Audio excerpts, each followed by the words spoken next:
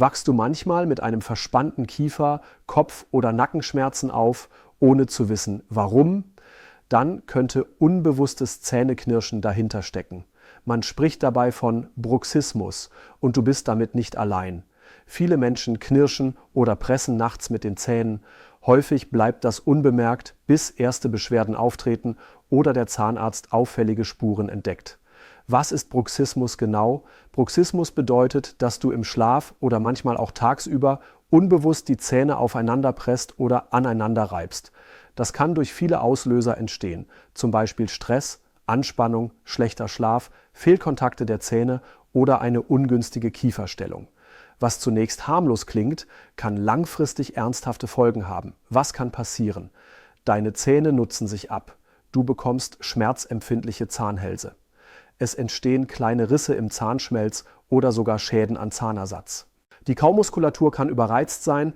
Das führt zu Verspannungen im Gesicht, Nacken oder Rücken. In manchen Fällen entwickelt sich eine Kiefergelenksproblematik, auch bekannt als CMD.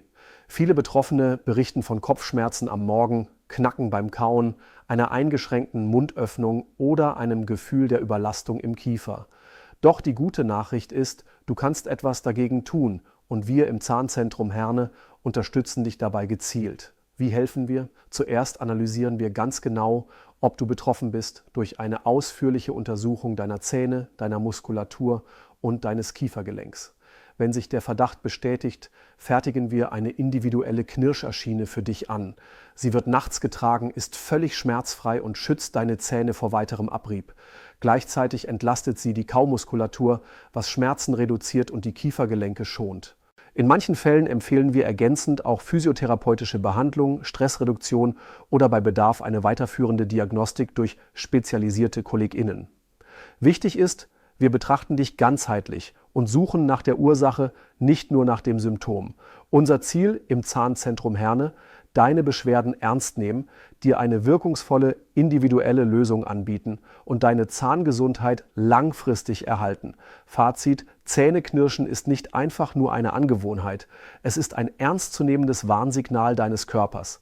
Mit moderner Diagnostik, viel Erfahrung und einem genauen Blick auf deine persönliche Situation helfen wir dir, die Kontrolle zurückzugewinnen für entspannte Nächte, gesunde Zähne und ein gutes Gefühl am Morgen.